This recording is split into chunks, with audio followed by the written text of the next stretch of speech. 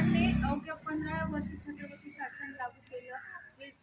ज्या पाटलांनी सजा बाईच्या अंगावर हात ते केला होता त्यावेळेस त्यांनी चौरंग्या करून बसवलं होतं. चौरंग्या केल्या म्हणजे त्याचे हात पाय करून त्याला वेशीवर बसवलं होतं. तशीच सजा आता सरकारनं करावी एवढीच माझी विनंती. ते येणाऱ्या जाणाऱ्याला समजलं पाहिजे की लहान मुलीवर काय बाईवर काय असे अत्याचार करताना 10 वेळेस विचार करा. आज आमच्या लहान लहान लेकरं शाळेत जातात ते छोट्या मुलीला घरात ठेवावं पण नाही, कोणाचा भरोसा ठेवायचं.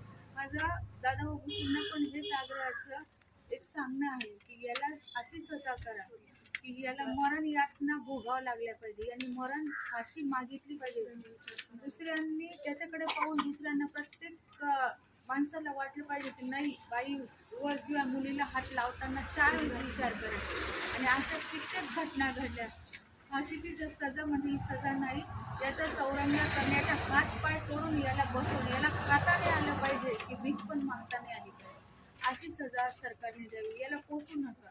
फक्त सरकार काय करतं, पोलिसांनी आरोपी पकडला आहे, कारवाई चालू आहे, चौकशी चालू आहे. कसली चौकशी करतात, कशासाठी करतात? जागेवर न्याय द्या, जागेवर शिक्षा करा. त्यांनी जसं त्या मुलीला ठेचलं तसं याचे हातपाय ठेचा, याला नपुसक बनवून याला जिवंत ठेवा. याला मरण रोज मरण मागितलं पाहिजे. अशी शिक्षा ज्यावेळेस होईल त्यावेळेस इतर घटना घडायच्या ह्या थांबतील. कुठेतरी थांबवा या घटना.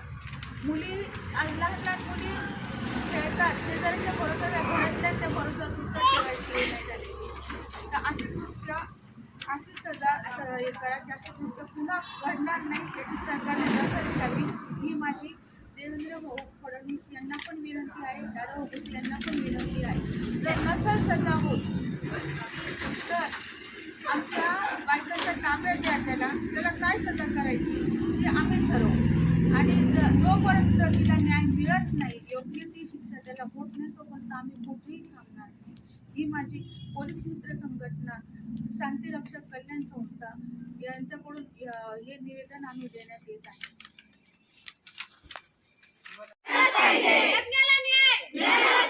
गुन्हेगाराला शिक्षा झालीच पाहिजे. गुन्हेगाराला शिक्षा झालीच पाहिजे. असा पुन्हा घडला तर आम्ही आता आमच्या हातात घेऊ कायदा.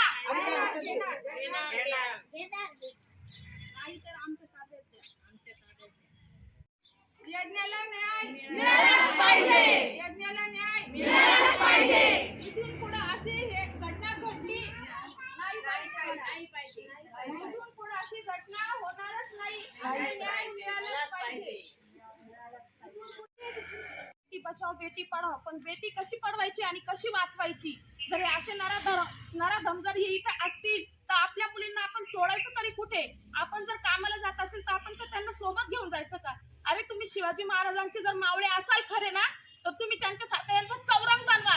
4 वेशीला 4 जणांचे हातपाय कापून टाका आणि ते ना शिक्षा आहे ना अशी फाशीची शिक्षा द्या असं त्यांनी स्वतः म्हणायला पाहिजे. अशी शिक्षा करा. त्यांचे हातपाय कापून त्यांना वेशीवरती ठेवायला लागल असं काहीतरी करा, तर त्यांना समजेल. त्याला प्रत्येक जण बघून घाबरायला पाहिजे की पुढच्या मुलीला हात लावायचा का नाही. हे जर असंच घटना घडत असेल तर मग आपण आपल्या मुलींना वाचवायचंच कसं? जन्माला घालायचं का नाही घालायचं?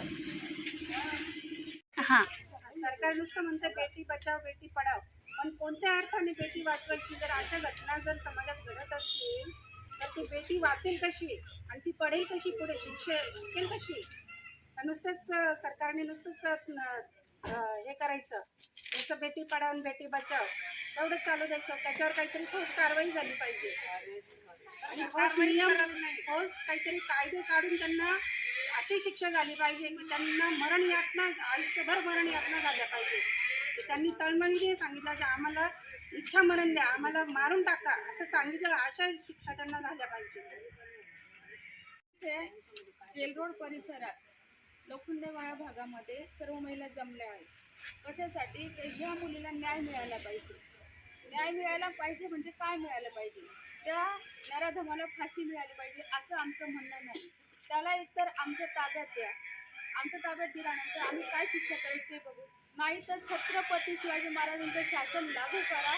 ज्यावेळेस महाराजांनी 15 वर्षाच्या वयामध्ये बाईवर अत्याचार करणाऱ्याला चौरंग्या करून बसवलं होतं वेशीवर, तसं ह्या नराधमांना बसवलं पाहिजे असं माझं शासनाला आणि दादाभाऊ भुसे यांना सुद्धा माझं एक सांगणं आहे, कळकळीचं सांगणं आहे की तुमच्याकडनं होत नसेल तर आम्हाला सांगा.